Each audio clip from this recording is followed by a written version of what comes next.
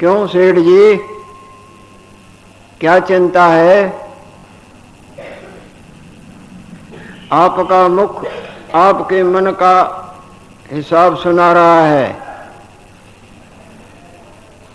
यदि मन में प्रसन्नता होगी तो मुख भी प्रसन्न होगा, और मन में कोई चिंता होगी तो मुख में भी मायूसी होगी।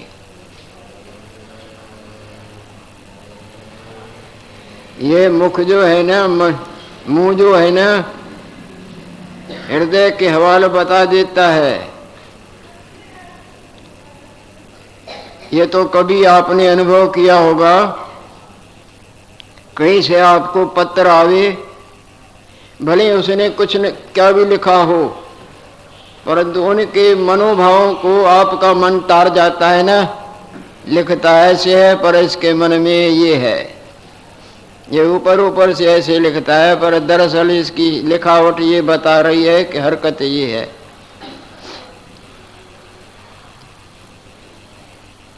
नेत्रों से भी ज्ञान हो जाता है और बोलचाल से भी ज्ञान हो जाता है मन का, और मुख के प्रसन्न और अप्रसन्नता के दृश्य से भी समझदार जो है मन का हवाल निकाल लेते हैं। जितना जितना कोई मनोविज्ञान में माहिर होगा उतना उतना दूसरे के मन का हवाल बातों बातों से, चेष्टा से, उठने बैठने से मालूम कर लेता है। संत जी बोल रहे हैं, सेठ जी क्या चिंता है? आपका मुख बता रहा है कि आपके मन में कोई चिंता है। क्यों? कि उदासी नजर आ रही है। महाराज है तो सही, क्या है, क्या चिंता है? बोले महाराज और तो सब भगवान की बड़ी कृपा है। बोले महाराज और तो सब भगवान की कृपा है, इस घोड़े की बड़ी चिंता है। हमने 10,000 में ये घोड़ा खरीदा है और इसके चलाने के और खिलाने पिलाने के लिए 2 आदमी रखे हुए हैं। बहुत खर्चा किया है, बहुत इसकी सेवा भी करते हैं, परंतु घोड़े की चाल नहीं सुधरती, सीधी चाल से नहीं चलता। पहले ही पहले स्वर्ग विमान वाले महाराज अपने ग्रंथ में ये उदाहरण लिख रहे हैं। ये चिंता है, और तो सब भगवान ने सब कुछ दिया है। तो महात्मा जी बोलते हैं जैसे आपको घोड़े की चिंता है ना, इसी तरह भगवान को आपकी चिंता है। बोले महाराज मैंने क्या किया है? मेरी चिंता भगवान को क्यों? बोले देखो भगवान ने तुमको मनुष्य का चोला दिया है, अगर जानवर का देते तुम्हारा बस चलता? बोले नहीं। और मनुष्य का भी देते, अंग भंग कर देते, कोई और देह में खड़ा भी हो जाती है क्या कोई? बोले नहीं, भगवान की कृपा से शरीर ठीक है। अगर ऐसे कर देते तो तुम, बोले मेरा क्या बस चलना था? कोई अंग कम कर देते, ज्यादा कर देते, और कोई बीमारी लगा देते, असाध्य।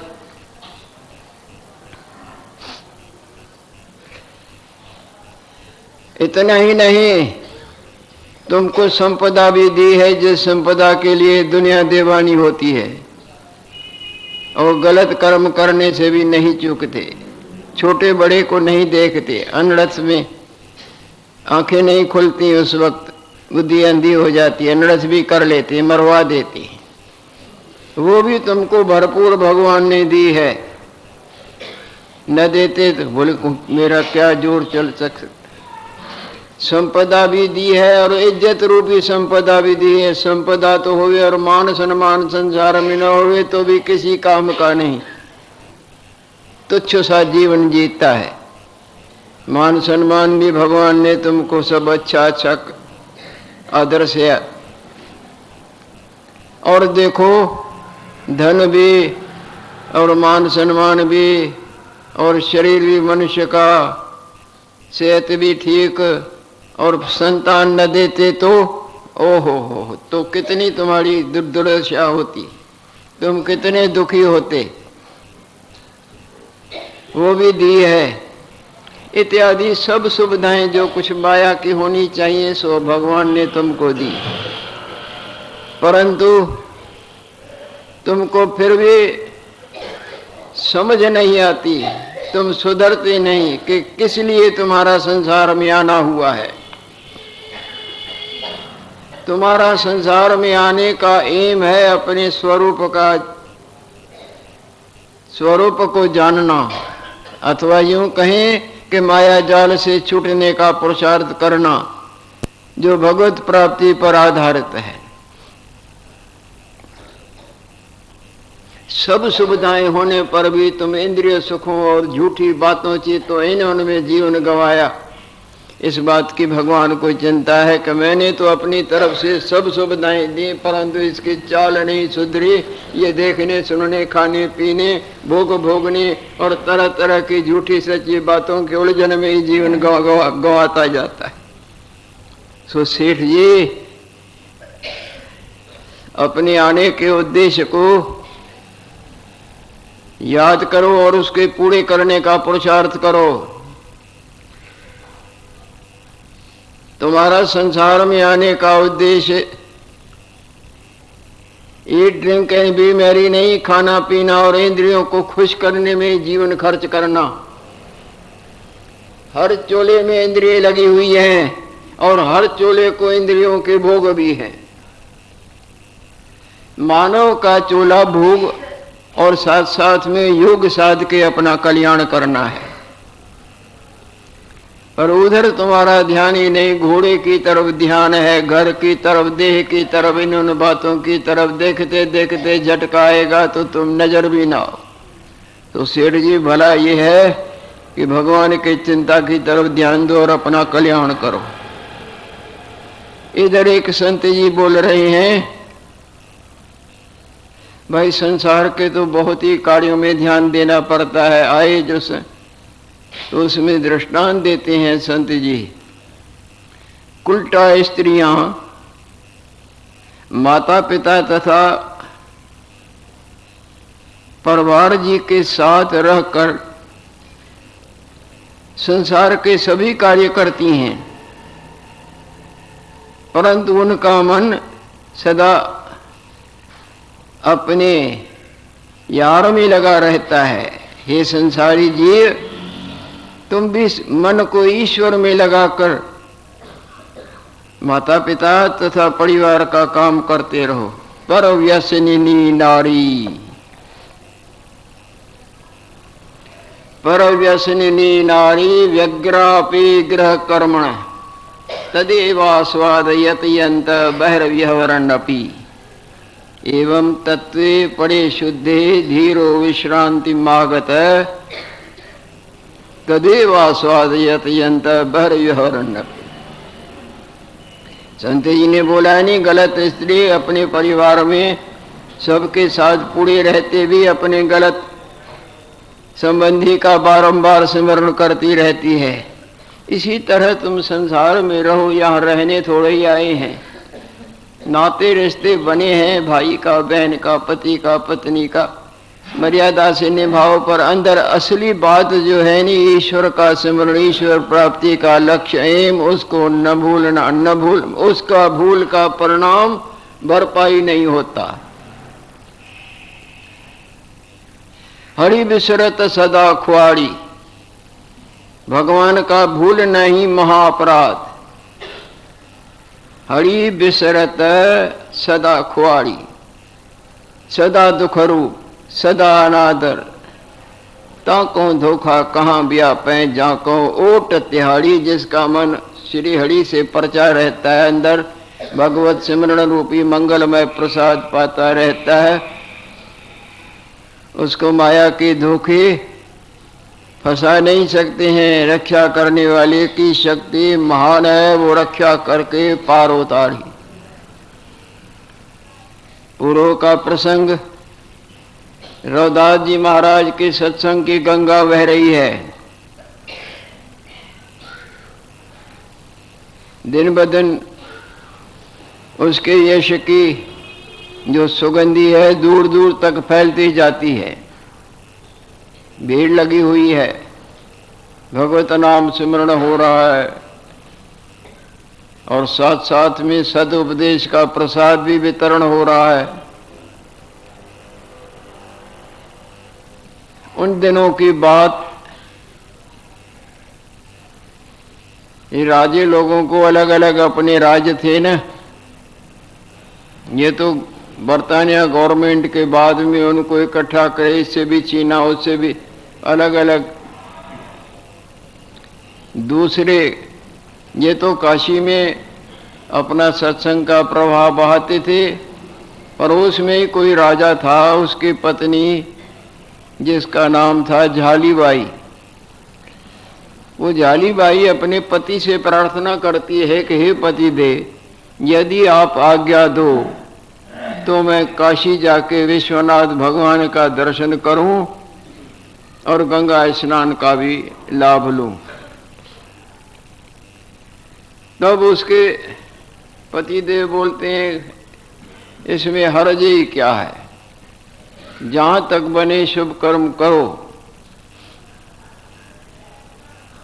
यदि आत्मज्ञान न भी हुआ तो शुभ कर्मों के प्रभाव से यदि सकाम है तो सुविधाएं अच्छी मिलेगी आगे दूसरे चोले में, और यदि निष्काम है तो मन निर्मल होगा।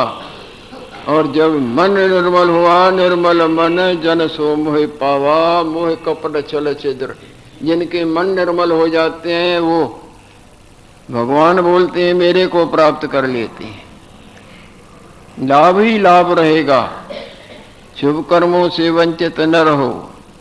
शुभ कर्म और ईश्वर आराधन ये भवजाल से छूटने की अचूक औषधि है। नाम सिमरण और शुभ कर्म, सदाचार का पालन, धर्म परायणता, इस तरह से वर्तते हैं भी, इसको न भूलना। जैसे अभी अभी दृष्टांत दिया था, वो पति से प्रार्थना करती है आप आज्ञा दो तो मैं काशी जाके विश्वनाथ भगवान का पूजन और दर्शन करूं और गंगा स्नान करके अपने जीवन को।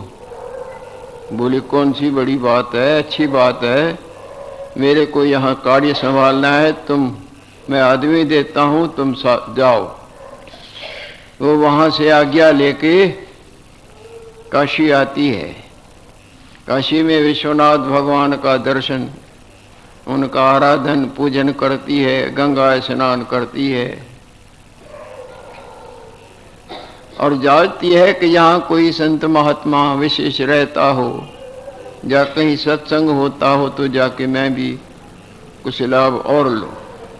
लोगों ने कहा भाई और तो बहुत ही है, पर यहाँ रविदास जी महाराज पर पास में ही रहते हैं, उनके सत्संग में बड़ी भीड़ लगती है, बहुत लोग जाते हैं और हरि कीर्तन की गंगा भी बहती है। बड़ी अच्छी बात है, मैं जाऊंगी। वो जो अपने साथी मंत्री इत्यादि महाराज ने दिए हैं उनको लेके वहां पहुंचती है। सत्संग हो रहा है, निर्मानताई से बैठ गई। ऐसे नहीं कि मैं रानी हूं और ऊपर बैठूं और आगे बैठूं, बड़ी नम्रता से। बाबा क्या बोलते हैं, नानक नीच कहे विचार, वार्या न जावा एका बार। इतनी महान विभूति बाबा नानक साहब जो हमारे अनंत पीढ़ियों करके पूजनीय, बाबाओं के भी बाबा और समर्थ, और अपने को क्या बोलते हैं नानक नीच। ये उनकी बड़प्पन है। वो नीच नहीं, हो तो ऊंचों के भी ऊंचे हैं। परमात्मा के लिए बोलते हैं मैं एक दफा नहीं अनंत बार परमात्मा पर न्यौछावर हो जाऊं। इतना उनके हृदय में परमात्मा के लिए स्नेह का सागर उमड़ रहा है। वार्या न जाऊं एका, बार बार मैं परमात्मा पर कुर्बान हो जाऊं, न्यौछावर हो जाऊं।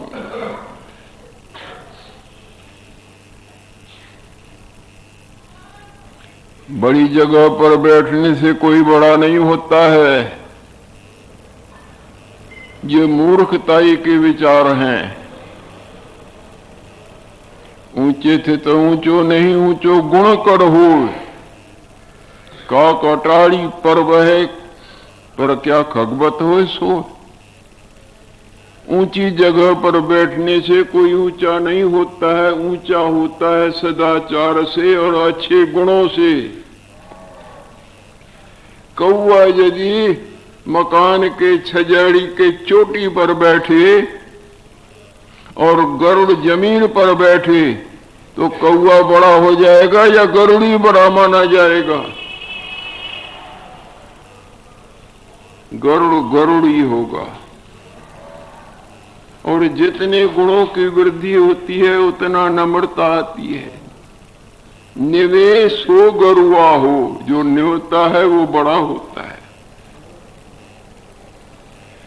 महारानी समझदार है, बिल्कुल जैसे और संगत बैठी है वहां जाके नम्रता से बैठ जाती है।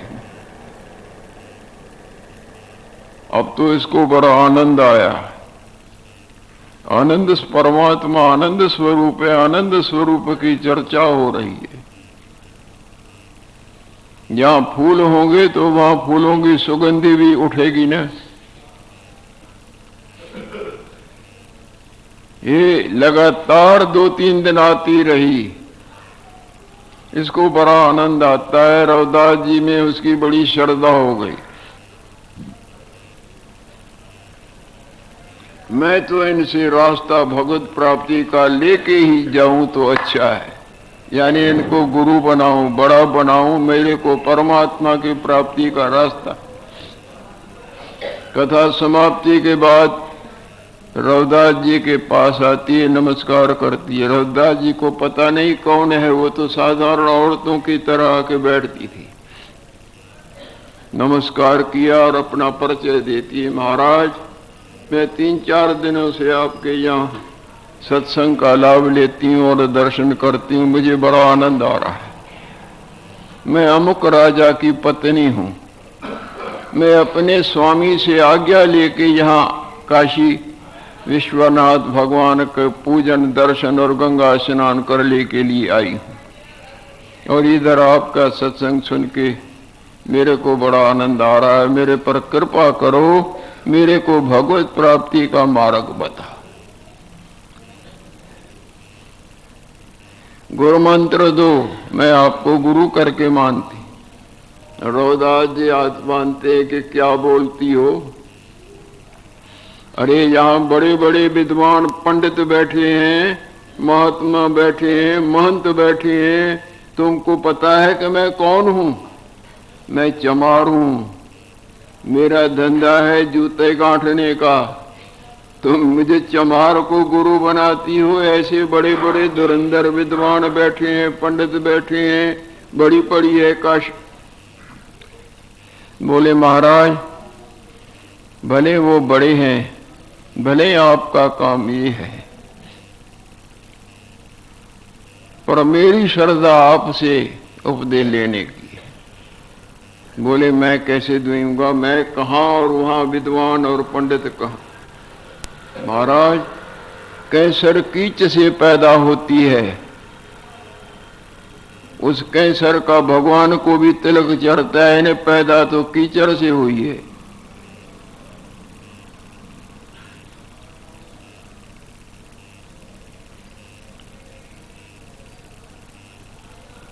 इसी तरह पराशर जी महाराज, उससे व्यास भगवान प्रकट हुए।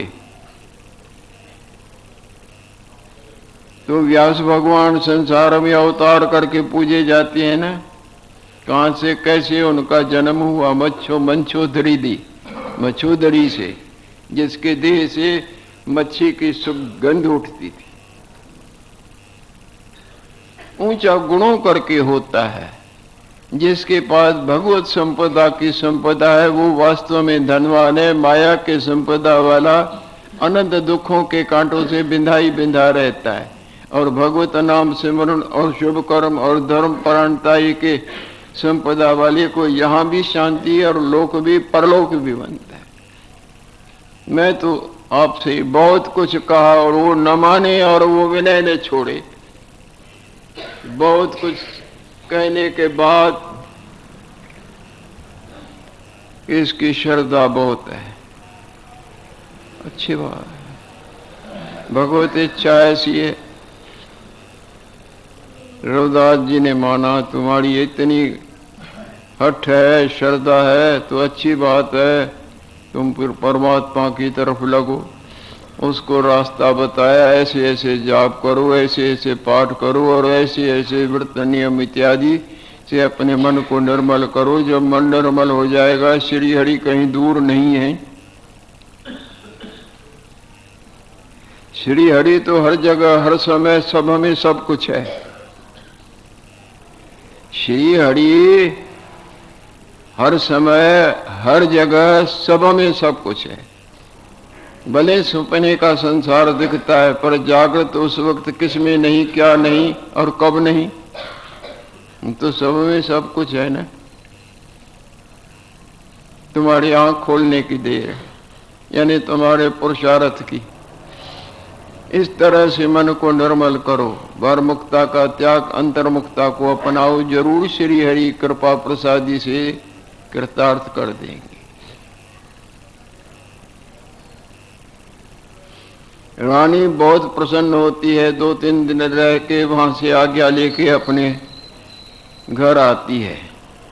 सारा अहवाल अपने पति को सुनाया कि ऐसे ऐसे मैं दर्शन भी कर आई, गंगा स्नान भी कर आई, और महाराज मैं इस तरह से एक महात्मा जी हैं उसके सत्संग में गई थी और वहाँ से मैं उपदेश भी ले आई हूँ। मेरे को ऐसे ऐसे रास्ता बताया है कि तुम ईश्वर के आराधन में लगो, यहाँ रहना थोड़ी है। देखते देखते आनंद आते हैं, देखते देखते आनंद जाते हैं। केवल मनुष्य थोड़ी, आकाश की सृष्टि कितनी रोज पैदा होती है और कितनी नष्ट होती है।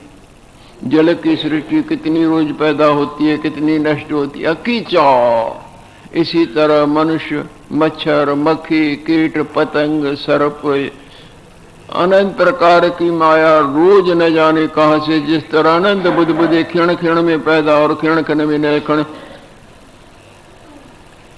इसी तरह ये संसार क्षण भंगुर है। क्षण में क्या से क्या हो। समय होते अपना कल्याण कर लो, फिर पश्चाताप करने से भी कुछ नहीं बनेगा। तो मेरे को बहुत समझाया और मैंने उससे उपदेश लिया। ऐसे ऐसे में धन्य हो रानी, शाबाश है, तुम पुण्यों का पुण्यों की संपदा प्राप्त कर आई और आगे भी पुण्य संग्रह करने में लगी है। उपदेश लेके बड़ी प्रसन्नता आई। थोड़े दिनों के बाद रानी बोलती है राजा से, अपने पति से, पति देव मेरी प्रार्थना है कि एक दफा हमारे गुरुदेव को यहां बुलाओ। उसके आने से ये प्रजा अपने बाल बच्चे हैं ना, हमारा तो भला है पर हमारे परिवार वालों का भी भला हो जाएगा। उनके सदुपदेश से सबके हृदय रूपी कमल खिले आएंगे। आएंगे नहीं, बहुत विनय करनी पड़ेगी, क्योंकि उनको लोर कुछ भी नहीं। वो अपना गुजारा करते हैं, जूते गाड़ते हैं, उनसे गुजारा उनका, उसको कुछ भी लोर नहीं। मेहनत करनी पड़ेगी बहुत। जब उनका पीछा करोगे, मनाओगे, तब कहीं माने। समझदार मंत्रियों को राजा ने बोला अच्छी बात है, ये हमारे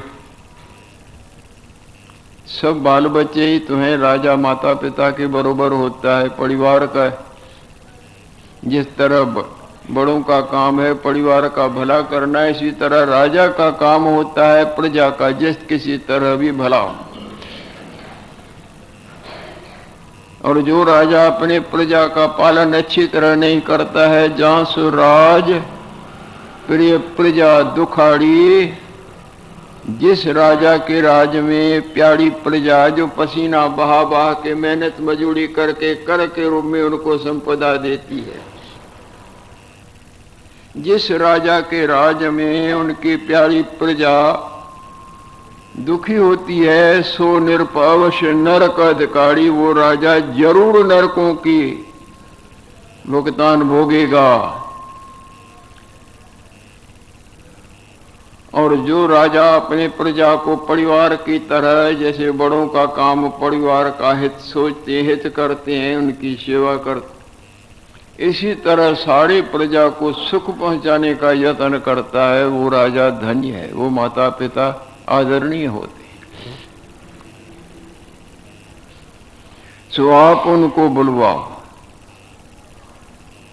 राजा ने बोला, अच्छी बात है रानी, तुम्हारी सलाह तो मेरे को बहुत अच्छी लगती है, तुम्हारा तो भला हो रहा है और तुमने मेरे को भी समझाया तो मेरे को भी लाभ नजर आता है, पर सारे परिवार का भला हो जाएगा। वो आएंगे, यहाँ सत्संग की गंगा बहेगी, भगवत नाम सिमरण की अलौकिक गंगा बहेगी, और भगवत नाम तो ऐसी अचूक औषधि है कि जिसके आगे कोई दुख न टिका, न टिक सकता है, न टिकेगा। भगवत नाम ऐसी अचूक औषधि है, और औषधि और उपाय चूक जाएं, पर भगवत नाम रूपी औषधि नहीं चूकती, कैसा भी दुख क्यों न हो। संत भगवान क्या बोलते हैं, नाम जपत मंगल दिश दशम, भगवत नाम सिमरण छोड़े नहीं, इधर उधर से मन को हटा के भगवत नाम में जुड़ तो जाए, छोड़े नहीं। Confidence is the companion of success, विश्वास सफलता का मूल है, दृढ़ विश्वास, और दृढ़ता से सिमरण सब दुखों को नष्ट कर देता है, लोक का चाहे परलोक का। आध्यात्मिक, आदि भौतिक, आदि दैविक, आदि व्याधि जितने कुछ हैं, इधर का उधर का, देह का, परिस्थितियों का, गिरोह की पीड़ा, जन्म का, मरण, सब दुखों की निवृत्ति की यदि अचूक औषधि है तो भगवत नाम सिमरण है। सारा गुरु ग्रंथ साहब देखो नाम सिमरण की बरसात बरसा रहा है ना, और भी ग्रंथ देखो, और भगवान कृष्णचंद्र के वचन देखो, जपा यज्ञानाम जपे यज्ञ, जितने भी यज्ञान में जप यज्ञ मेरा विशेष रूप है, उसमें झूठ सच करके धन संग्रह का भी कोई सवाल नहीं उठता, और किसी से कोई लेने देने का सवाल नहीं, लग तो जाओ। दृष्टांत तो मेरे सामने और आ रहे हैं, परंतु काल भगवान का डंडा भी मेरे सामने डराने की कोशिश करता है। कुंभ के दिनों की बात है, पुरानी कुंभ की, जैसे लाल यात्री जाते हैं ना, इसी तरह कोई एक डॉक्टर गया हुआ है, वो भी घूम रहा है। पुराना दृष्टांत याद आ गया, वो अपने बात लिखता है। सायंकाल का समय है, वापस उधर से दूर से आ रहा है तो कोई खड्डा है, उधर से आवाज, डॉक्टर डॉक्टर, ये भी रोशनी, ये भी दीपक है ना, कई प्रकार की ज्योतियां होती हैं, ये वाणी भी दीपक है, वाणी के प्रकाश से उधर उधर से आवाज आती है। गया, देखे अंधेरा है, खड्डे में कोई मस्त मौला बैठा हुआ है, हंस रहा है। डॉक्टर बोले मैं तो नहीं पहचान सका, वो अपने पर भीति बता रहा है। अरे तुम मेरे को नहीं जानते? नहीं महाराज मैं तो नहीं जानता। अरे मैं तुम्हारे पड़ोस में ही तो रहता था, याद है? तुम्हारे पड़ोस में ही रहता था, कोयटा का भूकंप हुआ था ना, सब तहस नहस हो गए थे, मेरा सारा परिवार खत्म हो गया, मैं बच गया था। मलबे से भी निकलते हैं नहीं, जैसे अभी तुर्की में हुआ है या और जगह हो रहे हैं। आप तो गुजर गए होते तो आपसे बात कौन करता। मैं बच गया था। मैंने देखा ये तो सब ऐसे ही चहल पहल में सब नजर आता था, सब मट्टी का ढेर। वो सारा परिवार, सारा नगर, सारी चीजें कुछ भी नहीं, ये सब हा हू नजर आती थी, सब मट्टी। एक झटका दर दर दर कोयटा का ऐसा भूकंप हुआ था। तो मैंने सोचा कि भाई अब तो यहाँ ही जुदाई देखी सबकी, और दृश्य भी देखा जो संत और सदग्रंथ बताते। क्या करूं अब जाके, क्या मरना खड़ित करना, अब तो भगवत नाम सिमरण में लग जाओ, जो होगा बस डॉक्टर। उसके बाद मैंने भगवत नाम सिमरण चालू किया, रात क्या दिन क्या मेरा धंधा यही रहा, बिल्कुल भगवत सिमरण, न कोई बात